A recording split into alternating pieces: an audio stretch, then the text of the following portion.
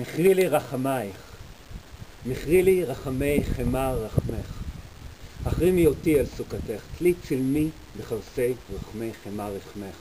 חורף עכשיו. תלי בשמי ירושלים את שקלייך, כספך נוטף מור. הכל בשטרותייך, בשקלייך ומטבעותייך. החמירי מחירייך, השניקי אוויר, תני רוח על מתכות צרובות מלח.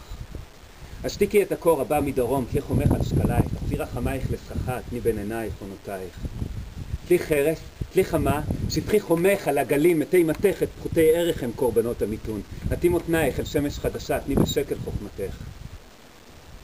תני שם לזה, קחי שם משמיים, מים, ירח, חורי בירח פתח למחר, רחמך חמר רחמך, חום פלדה מוקת מלח, מלכותך בוקת חך, אל תדברי כעת יש רק לגעת.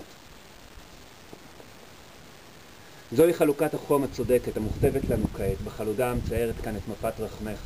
והיכן שהייתי נקודות חמצון הדמות, חיין חמצן ומתכת כנועה מול מידות הצדק, וזה נמתח מכאן ומשם ובאמצע ישנו החבל הדק, והוא מקפצה אל מילים אלה.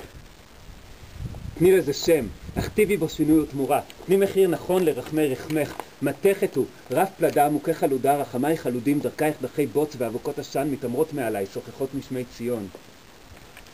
אין ירושלים תחת מחיר זה, חוכמתך בירתך ניצבת, כתלים עקומים נפרסים ומציירים את ירושלים של המים, וזו ללא גבולות ורק כתבים נוצרים בין כל מידות הרחמים. מחירי רחמך מתייקרים ואין עוד קריה ואין מלאכה שלא נעשתה תחת חרס זה. חורף עכשיו, ולכן השמש משנה שמה אלייך.